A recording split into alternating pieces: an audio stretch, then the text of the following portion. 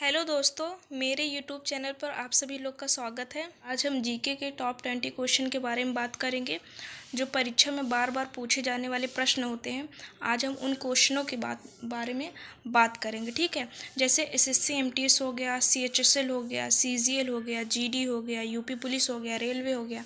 ऐसे एग्ज़ामों में जो रिपीटेड क्वेश्चन होते हैं उनके बारे में आज हम बात करेंगे।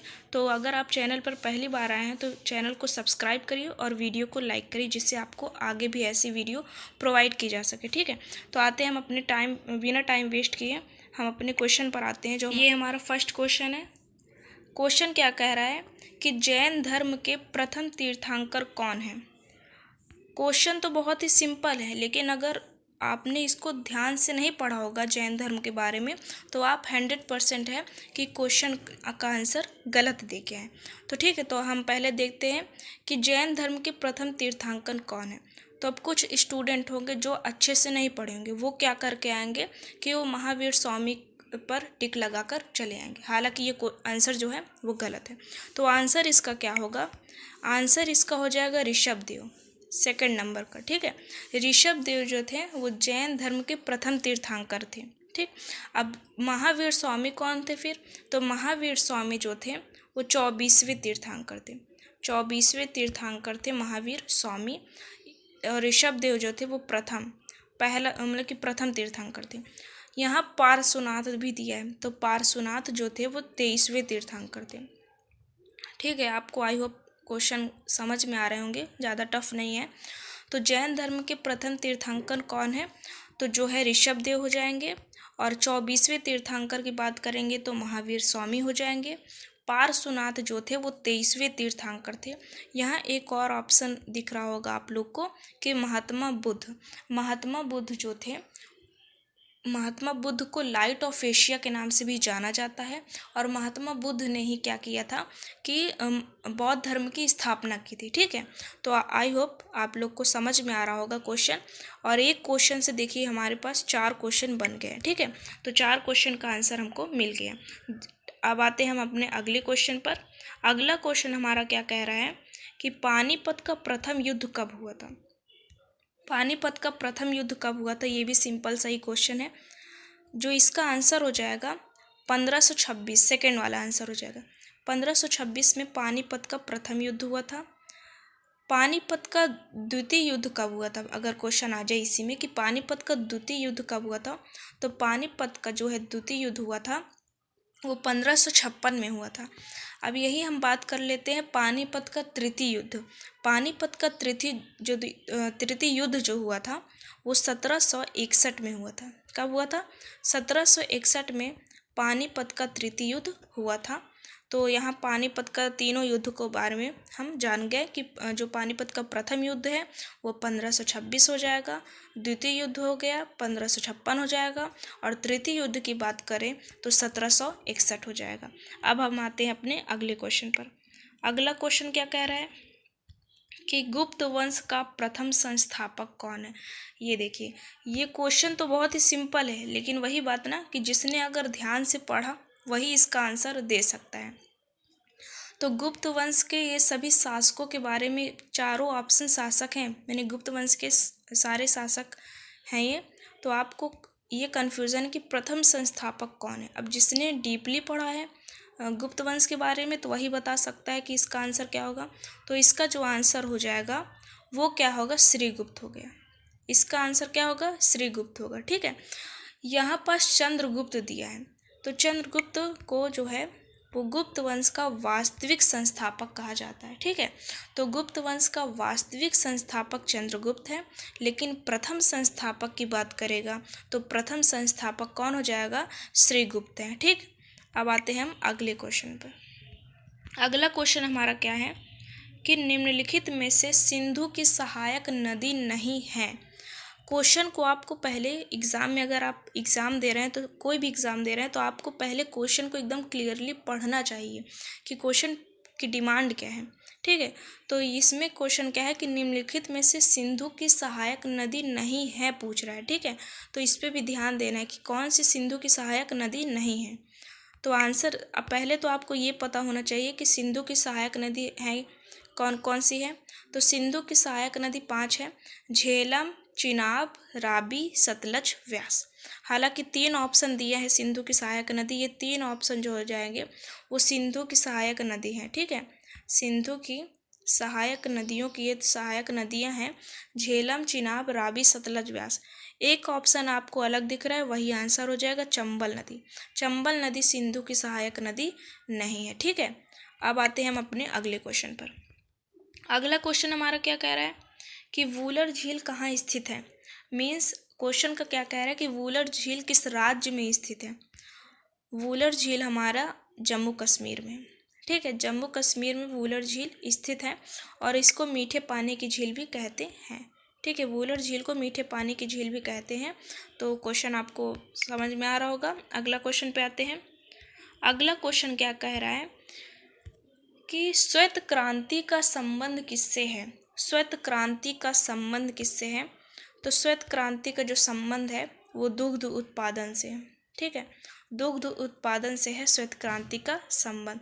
यहाँ जो है उर्वरक भी दिया है, उर्वरक उत्पादन। ये जो हो जाएगा भूरी क्रांति का संबंध। अगर क्वेश्चन आए कि भूरी क्रांति का संबंध किससे है तो उर्वरक उत्पादन से हो जाएगा। ठीक, अब आते हैं हम अगले क्वेश्चन पर। ये देखिए अगला क्वेश्चन क्या कह रहा है कि आरबीआई की स्थापना कब हुई थी। थोड़ा इकोनॉमिक्स से रिलेटेड क्वेश्चन आ गया कि आरबीआई की स्थापना कब हुई थी। तो इसका जो आंसर हो जाएगा हमारा, ऑप्शन दिया है देखिए 1 अप्रैल 1950, सेकंड दिया है 1 अप्रैल 1951, थर्ड दिया है 1 अप्रैल 1935, फोर्थ दिया है 1 अप्रैल 1957। ठीक, तो जो इसका आंसर हो जाएगा आरबीआई की स्थापना कब हुई थी, ये हो जाएगा थर्ड वाला, 1 अप्रैल 1935 में आरबीआई की स्थापना हुई थी। ठीक, अब हम आते हैं अपने अगले क्वेश्चन पर। अगला क्वेश्चन क्या कह रहा है हमारा, अगला क्वेश्चन देखिए हमारा क्या कह रहा है कि राज्यसभा की सदस्यता प्राप्त करने के लिए न्यूनतम आयु कितनी होनी चाहिए। राज्यसभा की सदस्यता प्राप्त करने के लिए न्यूनतम आयु कितनी होनी चाहिए। बहुत ही सिंपल सा क्वेश्चन है लेकिन कन्फ्यूज़न भी इसमें रहता है।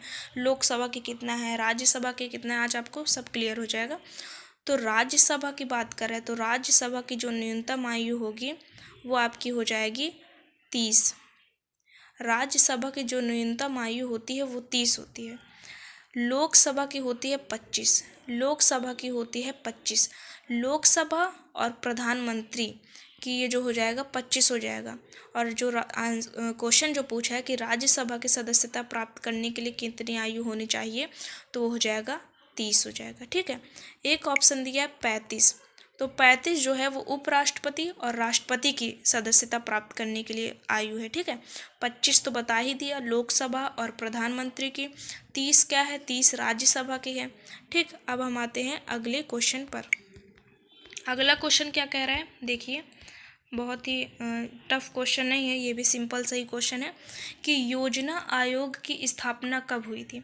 योजना आयोग की स्थापना 15 मार्च 2014 में हुई थी, 15 अप्रैल 1950 में हुई थी, 15 मार्च 1950 में हुई थी, 15 अगस्त 2014 में हुई थी। तो अगर आपने पढ़ा होगा तो आपको आंसर पता होगा कि योजना आयोग की जो स्थापना हुई थी वो 15 मार्च 1950 में हुई थी। अगला क्वेश्चन हमारा क्या है देखिए, कह रहा है कि भारत का प्रथम परमाणु रिएक्टर का नाम क्या है। बहुत ही टफ नहीं है लेकिन सिंपल भी नहीं है। भारत का प्रथम परमाणु रिएक्टर का नाम क्या है। तो इसका जो आंसर हो जाएगा वो हमारा अप्सरा हो जाएगा। क्या हो जाएगा, अप्सरा। भारत का प्रथम परमाणु रिएक्टर का नाम क्या है, अप्सरा। यहाँ एक ऑप्शन और दिया है कि मतलब कि 3 ऑप्शन है कि कावेरी, INS विक्रांत और INS चक्र। INS विक्रांत तो आपको पता होगा कि भारत का विमान वाहक पोत है। और INS कावेरी की हम बात करें तो INS जो कावेरी है वो भारत की जो है वो प्रथम पनडुब्बी है। प्रथम पनडुब्बी है। ठीक है, जो प्रथम पनडुब्बी है भारत की वो INS कावेरी है। ठीक है, प्रथम पनडुब्बी जो है भारत की वो INS कावेरी है। और INS विक्रांत जो है विमान वाहक पोत है भारत का। और INS चक्र जो है वो प्रथम परमाणु पनडुब्बी है। तो INS कावेरी और INS चक्र में आप लोग थोड़ा सा डिफरेंस समझिएगा। ठीक है, कि INS कावेरी क्या है, प्रथम जो है पनडुब्बी है, और INS चक्र क्या है, प्रथम परमाणु पनडुब्बी है। ठीक है, और जो हमारा जो क्वेश्चन का आंसर है कि परमाणु रिएक्टर का क्या नाम है प्रथम, तो अप्सरा हो जाएगा। हमारा आंसर क्या है, अप्सरा। ठीक, अब हम आते हैं अपने अगले क्वेश्चन पर। अगला क्वेश्चन हमारा क्या है, ये देखिए, पुस्तक से रिलेटेड क्वेश्चन आ गया। कह रहा कि रिपब्लिक पुस्तक के लेखक कौन है। रिपब्लिक पुस्तक के लेखक कौन है, तो जो इसका आंसर हो जाएगा, इसका आंसर हमारा क्या होगा, रिपब्लिक पुस्तक के लेखक कौन है, तो प्लेटो हो जाएगा। ठीक है, जो इसका आंसर हमारा हो जाएगा प्लेटो, इसका आंसर हो जाएगा। यहाँ दिया है कुछ लेखक के नाम दिए हैं, तो ये इसका आंसर रिपब्लिक का प्लेटो हो जाएगा। एक है ऑप्शन जॉन मिल्टन, तो जॉन मिल्टन की पुस्तक का जो नाम है वो है पैराडाइज लास्ट। ठीक है, दांते की पुस्तक का नाम है डिवाइन कॉमेडी। ठीक है, दांते की पुस्तक का नाम है डिवाइन कॉमेडी। जॉन मिल्टन की पुस्तक का नाम है पैराडाइज लास्ट। जो क्वेश्चन पूछा है रिपब्लिक, तो रिपब्लिक जो हो जाएगा हमारा क्या हो जाएगा, रिपब्लिक हमारा हो जाएगा प्लेटो का। ठीक है, अब हम आते हैं अपने अगले क्वेश्चन पर। अगला क्वेश्चन हमारा क्या कह रहा है, क्वेश्चन नंबर 12।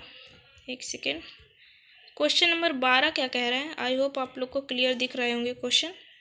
तो क्वेश्चन नंबर 12 क्या कह रहा है कि निम्नलिखित में से किस लोकप्रिय व्यक्ति का उपनाम तोता ए हिंद है। तो तोता ए हिंद जो है किनको कहा जाता है, तोता ए हिंद किनको कहा जाता है, तो अमीर खुसरो को तोता ए हिंद कहा जाता है। अब यहाँ ऑप्शन भी है कुछ, अब हम आप लोग को बता दे रहे हैं कि तोता ए हिंद जो है अमीर खुसरो कहा जाता है। कालिदास को क्या कहा जाता है, तो कालिदास को भारत का शेक्सपियर कहा जाता है। ठीक है, और एक ऑप्शन और है कि ध्यानचंद, हॉकी के जादूगर ध्यानचंद्र को कहा जाता है। ठीक है, कालिदास को भारत का शेक्सपियर कहा जाता है।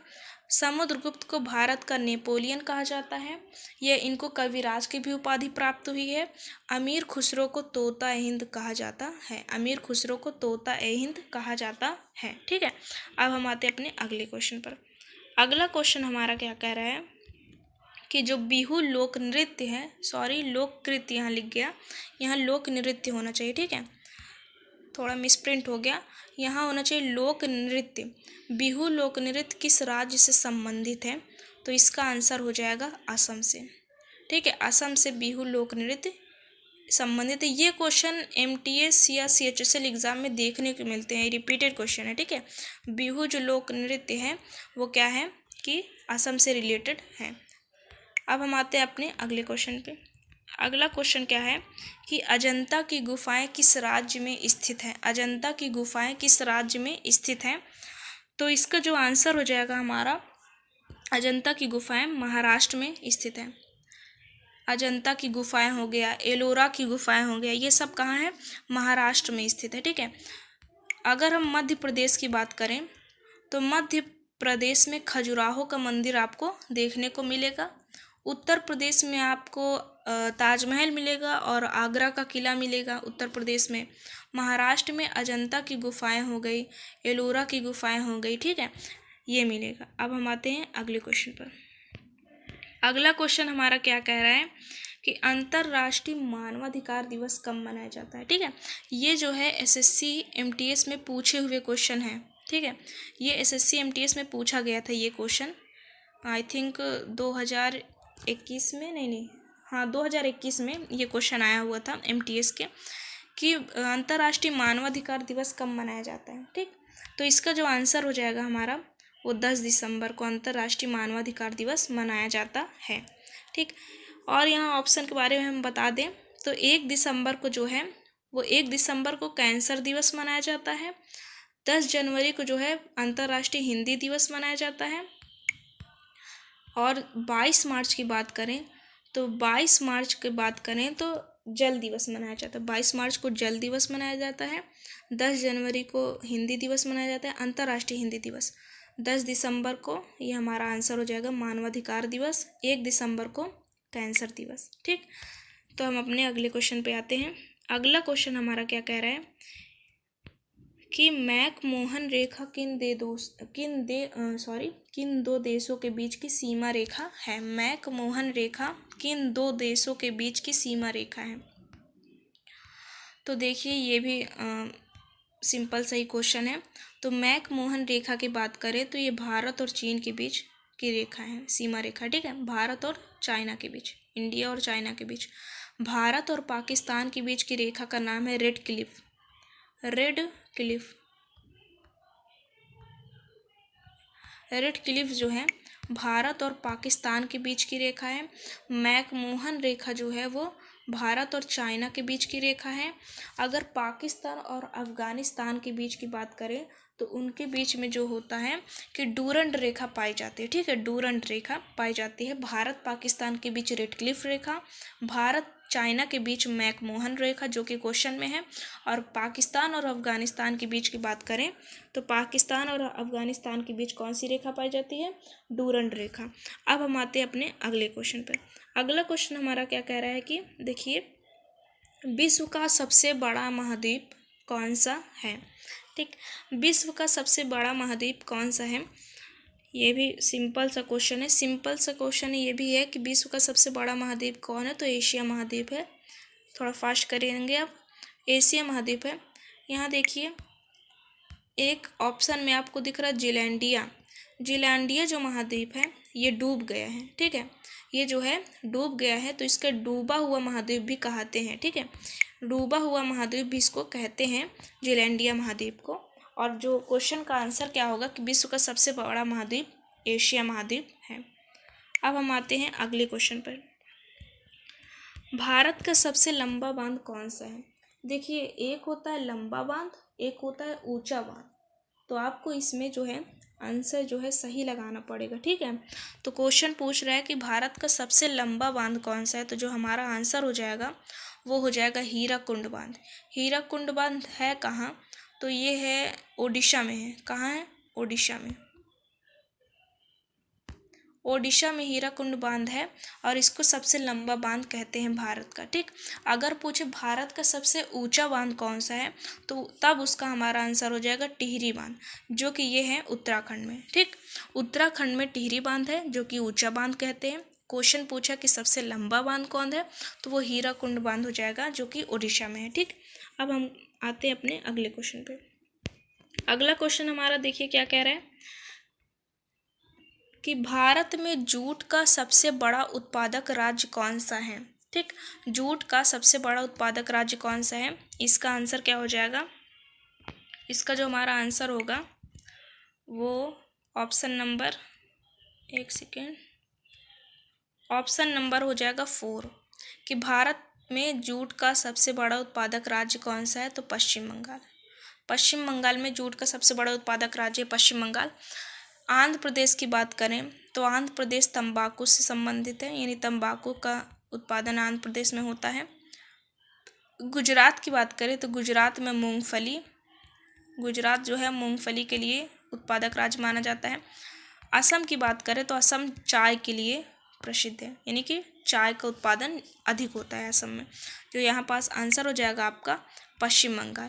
तो आपको ये सब भी क्वेश्चन याद रखने चाहिए कि आंध्र प्रदेश में तंबाकू का उत्पादन होता है, गुजरात में मूंगफली का, असम में जो है चाय का, और पश्चिम बंगाल में जूट का सबसे बड़ा उत्पादक राज्य है। अब हम आते हैं अपने लास्ट और क्वेश्चन पर आते हैं। अंतरिक्ष में कुल कितने तारामंडल हैं, अंतरिक्ष में कुल कितने तारामंडल हैं, तो इसका आंसर हो जाएगा 89। तो ये हो गए हमारे टॉप 20 क्वेश्चन और उनके आंसर। अगर आपको और आप ये बताइएगा कि आपके कितने क्वेश्चन सही थे 20 में से और कितने गलत। और आपको वीडियो अच्छी लगी हो तो प्लीज़ लाइक करिए और चैनल को सब्सक्राइब करिए।